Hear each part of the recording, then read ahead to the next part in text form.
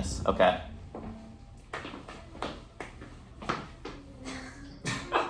Okay, I'm Logan LaRue, and I'll be teaching Ben saxophone today. Okay, so first we're gonna take a look at the instrument and get to know all the parts so we feel comfortable handling everything. Yeah. So right now the instrument's sitting in the case on the floor right now. The main part of the saxophone is the body. Okay. That's the big part that everyone knows. So when you're handling a saxophone, there isn't a good way to set down a saxophone. Okay. If you put a saxophone down on a floor on a table, if you put it down one way, it's going to bend the keys one way. If you put it the other way, it's going to bend the keys the other way. Okay. But there's technically better ways to do it. Okay. So if it's not in a case, you generally want to have the keys facing down. Okay. So, and then when you pick up a saxophone right now, you're going to want to grab it by the bell. Should we right now? Yeah, so you can see probably your right hand inside the bell. Like here? Where? So the bell is where the big hole on the front. You can literally put your hand inside the bell. Yeah, right here? Okay. Grab onto it. Okay. And then just pull it out. Okay. Okay? Okay. And then so right now you can lie across your lap. Okay. And so we're going to attach the neck strap next, Okay. so that we don't have to deal with our instrument falling or anything weird. Okay. So you can grab the neck strap out of the case, Got it. and you just toss it over your neck. It's pretty simple. Okay. And then the clip attaches to a little hook on right now to the back side of you. Okay, so right there. You can just clip it on there. okay. Cool. Cool. Okay. And then so next part of the saxophone we're going to attach is the neck.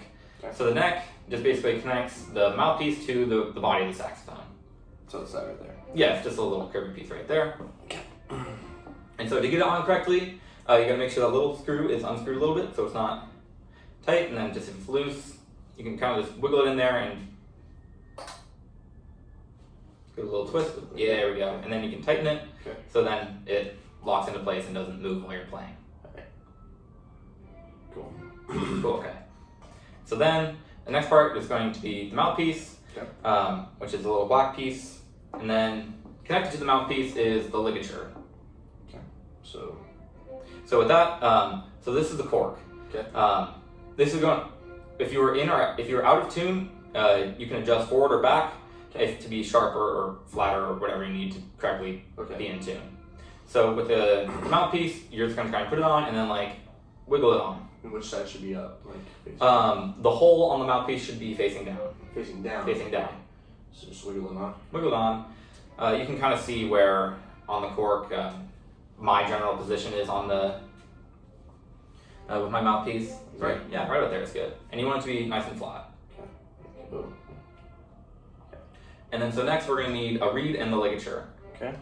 So the reeds. The reed's in there, and then the ligature is kind of stuck in the hole where the mouthpiece came out of. Okay. Okay. Okay, so you can just set that there right now. Okay. So the reed on the saxophone is what makes all the sound. Okay. This is not a sound. The part that makes the sound on the saxophone is that. You Okay. can play with the reed mouthpiece, that is what the entire instrument is. Okay. Okay. So you can take the reed out of the case. Okay. This is a synthetic reed, so it is plastic instead of cane like most reeds. So technically you don't have to get it wet before you play it, but I still think you should. So one of the important things is to have a nice seal between your mouthpiece and your reed. Okay. So the reed is going to lie right here. Okay. What you're going to want is the flat part of the reed faces down and it goes on the mouthpiece. Okay. Mm-hmm. Okay. And then what you can do to kind of line up correctly is you want it lined up side to side, but then also forward to back. What you can do is you can push down the tip of the reed so that, this way. Oh, okay. So you can line it up forward and back. Okay. Yeah. And then what you're going to want to do is you have your ligature. If you can see, it's not perfectly cylindrical. Okay. And that's kind of on purpose. That means there's a correct way and incorrect way to put it onto the mouthpiece. Okay. You want the smaller side facing you, so the big side can go around the wide part of the mouthpiece. Okay. So if you can loosen that and just you can slide it over the top, and you want the screws on the bottom. Some ligatures are different; they have the screw on the top. How low strap you get? It just has to slide on. It's pretty simple. You just have to. Okay. Like this. Yeah. So A good thing that you want to look for is, I mean, depending on the mouthpiece and reed, but for most mouthpiece and reeds, like it frames the logo pretty nice there. You don't want the ligature hanging off where the mouthpiece starts to curve down. Okay. So do I want to move a little forward? So right now, I would move your reed a little forward. Like, so if you push it down, sometimes you can see the imprint that the mouthpiece makes on the backside of the reed. Yeah. And so, like if you were to run your finger across right here, you would not be able to feel a difference from the reed and the mouthpiece. Okay.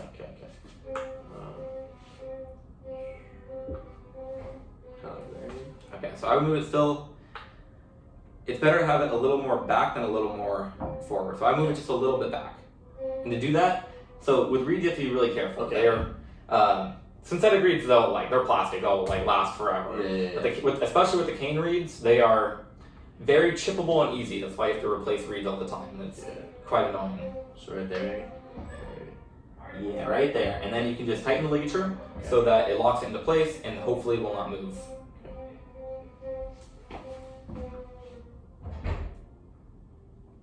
Cool. Okay, and so then how to hold the instrument. Okay. So right now, hold the instrument. Your left hand is going to go towards these top keys, and your right hand is going to go towards these bottom keys. Okay. And that is how you're going to hold it.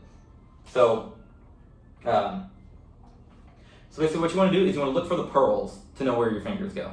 So 1, 2, 3, 4. Okay. So the left hand's a little weird. So the little pearl, ignore that one. Okay. Okay. But then your first finger is going to go across that pearl, and then that one, and then pinky. You can think of it like that pearl. Okay. But I don't think we're going to be using these today.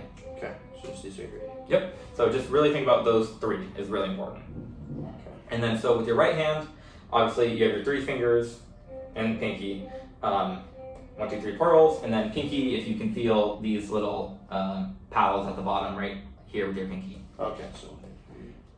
And as for your thumb on the right hand, is going to be supporting the instrument. So do you see where the little thumb rest is? Where is that? Here, you can like move your hand, move the instrument to like look. So. The little hook, right, the black. The same? Yes, your thumb is going to sit right there. These. 1, 2, 3. Yep. And then 4. these with the paddle.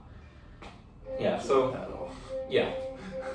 And then yeah, with your left thumb, you want to be able to hit that's the octave key. Okay. And then so you always see saxophone players have it on the side sometimes, some sit in the middle. What you're going to want to do is you're going to want to have it in the middle. Okay. Okay?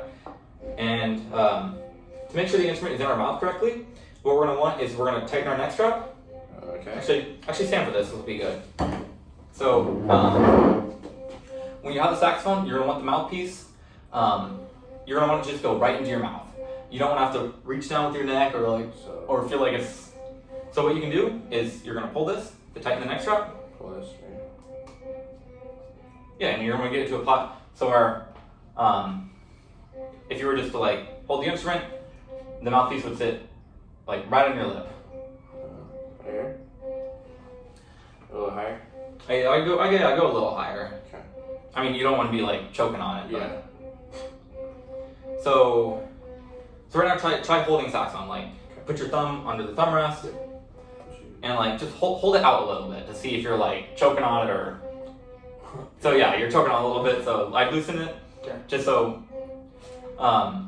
As I know with voice stuff, you don't want any tension. You want to be very comfortable. Everything should feel kind of natural-esque. Okay.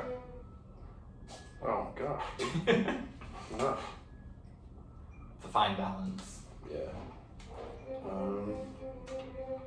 Right here? Yeah, so okay, does that feel comfortable? Yeah. Okay, so let's sit back down now. It's kind of easier just to... So you're going to want to sit between your legs. So it's going to kind of float there and feel kind of weird. You're going to use your thumb basically to hold it away. You don't want it... what you don't want is you don't want it resting on your chair or like kind of resting on your crotch or you... Okay, just like here. You can pull it a little in. It doesn't necessarily have to be straight up and down. Okay. What you can do is you can kind of rest your arm on your leg if you're in a good chair and that's comfortable, but you still want to have a nice good posture so you can have good breath support. Alright. So when you're playing the saxophone, what you want your stomach kind of feel like it's kind of similar to voice. It's like if I was to go up to you and like poke you in the stomach right now, that like same support you need to feel. Okay. And so to make the correct sound, we're going to want to think about is our embouchure. Okay. Our embouchure is how our mouth fits onto the mouthpiece. Okay. And so take 2 fingers. Okay. Just slide it in your mouth. Okay. Okay. Here you go. This is your mouthpiece. Yeah. Okay. You there's a couple ways you can think about it. So you want your bottom lip to kind of barely roll over your teeth. You don't want to have like your lip out or anything. You want to like it's like if you slid it in, like your lip kind of rests on your teeth just a little bit. And so when you're playing saxophone, you can just like right now you can just blow air through the horn and not make a single noise. Mm-hmm. What you need is a little bit of pressure on the reed. I specifically gave you a reed that would take less pressure to do that because if I gave you some super hard reed, it would be kind of annoying. Like you can take your fingers out of your mouth. Thank you. I was uncomfortable a little bit. Okay. Okay.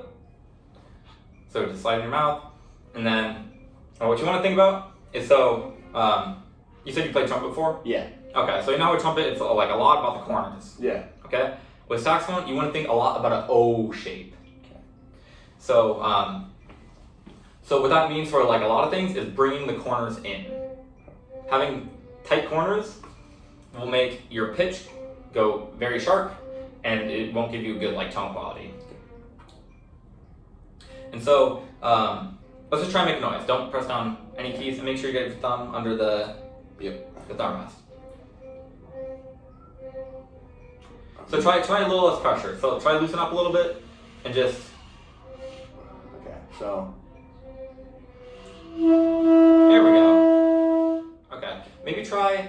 I think you're thinking a little too much pressure. It's very slight. Okay. Like so, right now, if you were just like don't put any pressure. Just put your mouth on the instrument and just push air through it. Okay. And what I want you to do is I want you to honk it. So basically, push so much air that your instrument makes a noise. Okay. So basically, the way you can think about it is so when you have less air going through the instrument, you need to have you need to think about the reed like a lot more. But if you're honking it, the more air that's going through, it's easier to move the reed. Okay. So we gotta find like a good middle ground. So we just need like just like kind of baby the reed in your mouth, and then like give it a nice like think about articulating an instrument like a daw. There we go. So one thing you want to be careful of is so you want to be able to keep your pitch steady. And to do that, you're going to want to keep your embouchure very like unchanging. And that includes your tongue.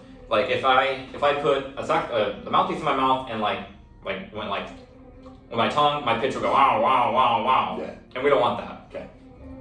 What you want to kind of think about is your tongue kind of leads the air into your instrument. Okay. Like it's like kind of the bridge between your throat and the mouthpiece. Okay.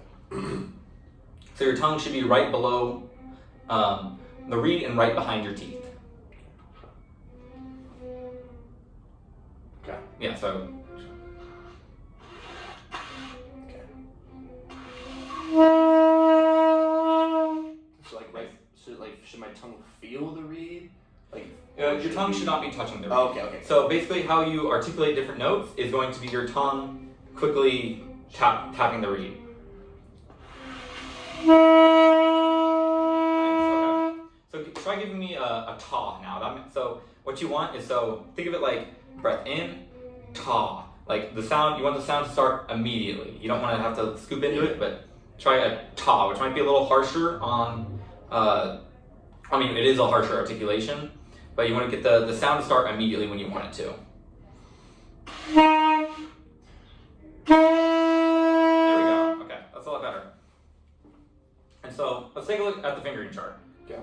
So on the fingering chart, there's obviously these are all the notes within the range of the saxophone, excluding fancy weird stuff.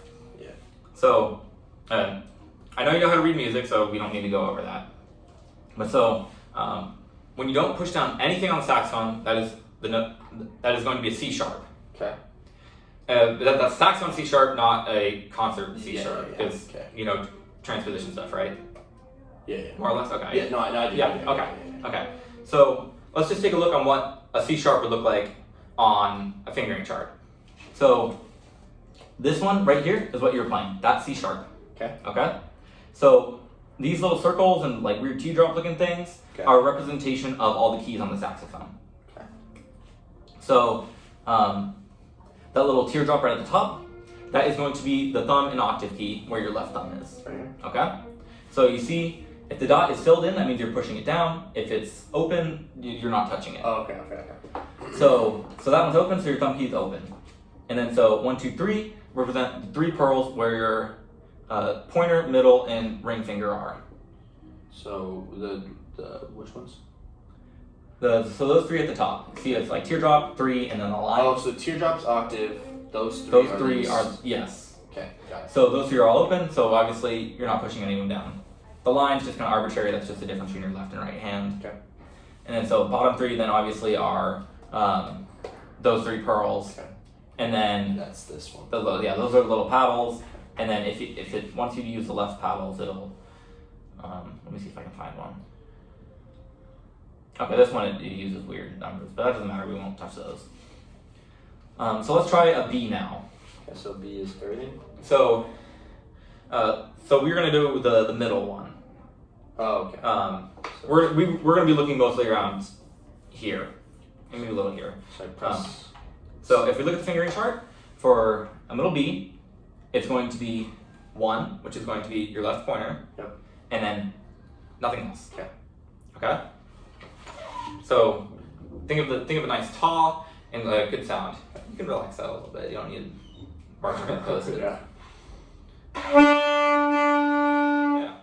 Question. Yes. How do you see if the? Oh, okay, so that's filled in. For the Yeah. It's just pretty bad. Got it. We're good. Okay.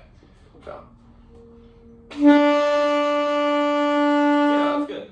I can tell you're really trying to hold it steady. Yeah. Yeah. Like, Yeah, it's a constant. You got to think about it a lot. Okay. Okay. So we're just gonna go through a couple notes and like, with different notes, it's going to feel different in your mouth, and you're gonna need different kinds of support. Okay. Like if I was to tell you hold down all the keys, you're gonna have to support a lot and push a lot of air through. That's just kind of difficult. But then some notes have more resistance than others. Some notes, the way you kind of think about it is it's harder to make the reed vibrate on them. Okay. So let's try something with the octave key. So this one's gonna have a little more resistance than the B and the C sharp. C sharp's like obviously no resistance. You're not pushing out any keys. You can just blast that. Yeah. So with the D, what we're gonna do is we're gonna look at this one. So this one we're actually gonna use the octave key, and then it's gonna be 1, 2, 3, 1, 2, 3. So you're pushing down all 6 of the pearls. Okay. And then so you're gonna have to think a little higher in your mind. Okay. There we go. That was really solid. I like even your tone was like, for someone who just picked it up, it's like solid right there. Cool. So D always feels really comfortable. Let's try think about a little. We're gonna do the lower D. Okay. So this one you're gonna have to push a little more, and like just warning you, it might come out a little blatty at first. Okay. Oh yeah. Yeah. Yeah, there we go. Yeah. So that's the low D. So the octave key obviously changes the octave. Yeah. But you can play a middle D with the low D fingering. If you think about it with your mouth, you can bring it up. So did you notice at first the pitch kind of like had to sink into the low D? Yeah. So what that is it's called voicing. We won't go too much into that just because we don't need to, and it's overly technical. Yeah. You can voice things differently. It's basically moving your tongue in air, like directing it in different positions, so that you can hit different, like, I guess, overtones, pretty much. Okay. So let's try the low D again. What you should think is think low and think very ooh, and kind of like put your mouth in the ooh sound, but still with the ta articulation. Feel free free just to let it go. Yeah, there we go. Okay, so now we're just gonna try and get comfortable with like moving between notes. Okay. So let's try a B again. Okay. So we're gonna go like 2 quarter notes. Let's do 2 half notes. We're gonna go C sharp, B, or whatever the pitches are. So we're gonna hold C sharp for 2 counts and then B for 2 counts. So C sharp is going to be nothing, and then the B is going to be everything except the octave, right? that is D. So with B, we can look at the fingering chart. So right there, it's going to be just the first one. Okay. Okay, so they're obviously you can just see they're right next to each other pitch wise. Yeah, I see it now, yeah. So let's go 5, 6, 5, 6, 7, 8, and then you're in half note C sharp, half note B. Okay. 5, 6, 5, 6, 7, 8. Okay. So what you really have to do is you have to push. Okay. So for these, I want you to slur these. So basically, keep the air moving. Don't re-articulate the 2 And notes. just change the fingering. So actually, just try that. Like, just trill on it. So just sit there and.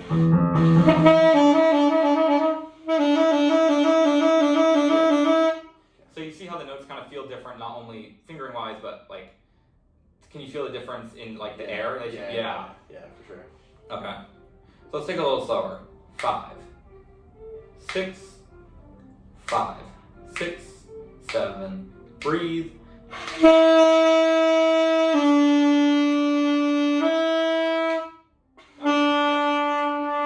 was good. Okay. So now what we're gonna do is we're gonna do the same thing, except we're gonna re-articulate them. Okay.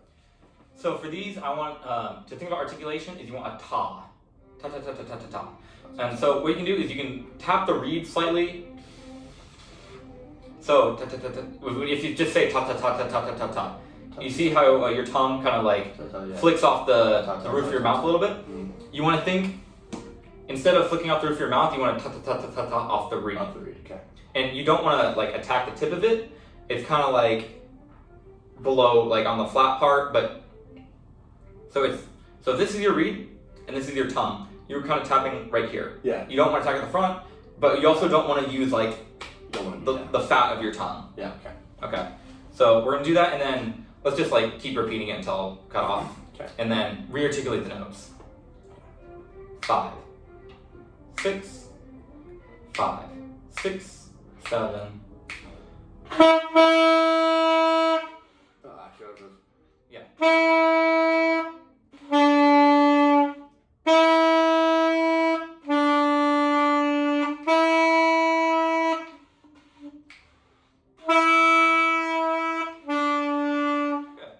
So what I would think about if I was you is so when you're articulating, you don't want to stop your breath. Okay. So like for the most part, if I'm playing legato, obviously my breath is constantly going. But if I'm doing a more marcato feel, my breath is still going. It's just the tongue that kind of interrupts it a little bit. Okay. So let's try 2 different notes now. Okay. I mean, like we're gonna stick with a B. Okay. We're gonna go a B to an A. Okay. Right there. So what that is you're just gonna add your middle finger down. Okay. So with the saxophone, it's very, you can think about it a lot. Like a B, if you want to go down a note, you're gonna go to an A. So obviously you're gonna put 1 finger down, and then if you want to go a G, you put another finger down. Just like it's very. Also, random question. So what should I do with my feet? Because I know that like when you're sitting singing, you can do like this type of thing with this. But, like, so what should I do? The worst thing you can do is cross your feet, or like basically you just want to. Here, let me show you. I'll sit down. Yeah. So you just want to have good posture, and then you want just kind of your legs straight down. You don't want to pull them back because that adds tension like in places you don't want. You just want to be comfortable. You want to be sitting up straight, and then okay. So and then obviously instrument here. Yeah. Like I said, I like to rest my arm right here, but I mean, depending on the chair and height, it's gonna change stuff like that. Okay. So we're gonna go from same exercise, re-articulating a note, but keeping a constant stream of air, only using the tongue to interrupt. Okay. From a B to an A. So it's going to be first finger and then second finger. Both. Okay. Both, yes. Yeah. Okay. Okay? 5, 6, 5, 6, 7. Okay. Hold on. Right.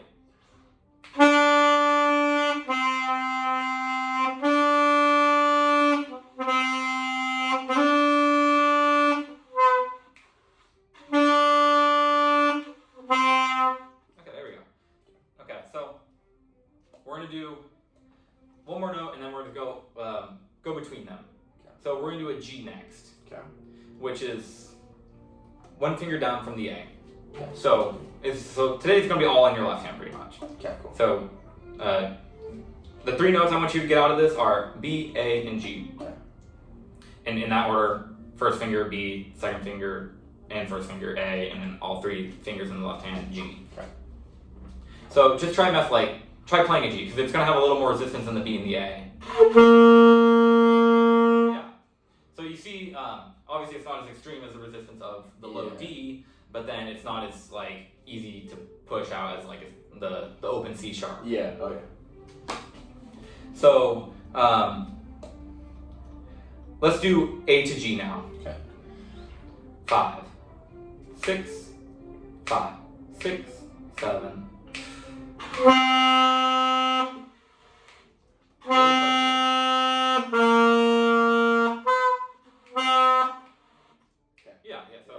So just right now, just chill between them. Get used to the feeling between the 2 notes. Hold on. Okay. It's about. I think I'm not articulating what I'm saying.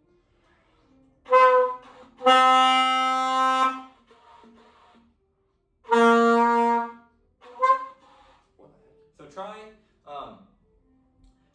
try readjusting your embouchure. Have your lip give me a really awkward smile with your lip without saxophone. Okay? And then kind of pull it back, have your front lip out. Okay. So just kind of slide the mouthpiece into your mouth. Okay. Yeah, and then so you want your teeth resting on the mouthpiece.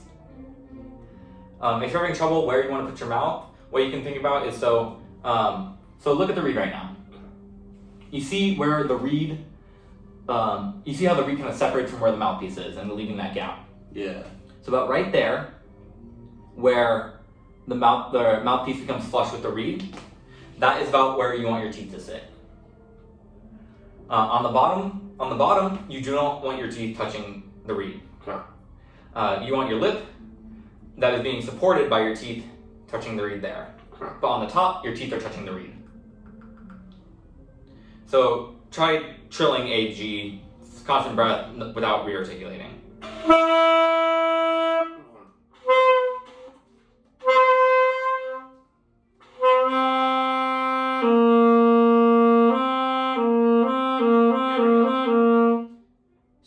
So my lip is between my teeth and the reed? Yes. Oh, okay, that makes a lot of Yeah, sense.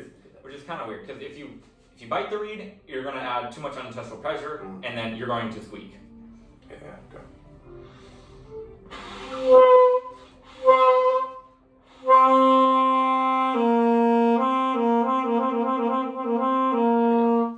Now try going from, just go B, A, G.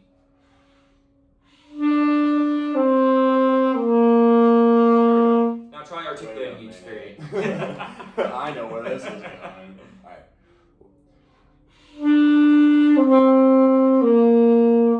Add a little more articulation. I heard it, but you can add a little more.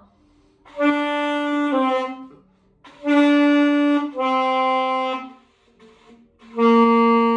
we go. So the way you can kind of think about articulating is so in Guitar Hero you can push down the note and then you flick the. Yeah. Think about it like that. You're just flicking it. Okay. So how much time we got? 5 minutes. 5 minutes. 3 minutes. 3 minutes. 1 minute. 1 minute. Okay. Well, 20 seconds. We're gonna wrap this up real fast. Okay. Um, When we play hot cross buns? We're gonna try playing hot cross Okay. buns. So with these, you're gonna have to be real careful articulating these because it's gonna be ta ta ta ta. But we're gonna take it a little slower. Can I try just Yeah, just try a couple tas. Okay. Yeah, there we go. Okay, you don't need to take the repeat. Okay. So finish up. We're gonna do hot cross buns. Obviously, BAG. You can read the notes. Yes. Okay. So, what tempo food would feel comfortable? Like 5, 6, 5, 6, 7. So chord on. Okay, we're doing. Okay. 5, 6, 5, 6, 7.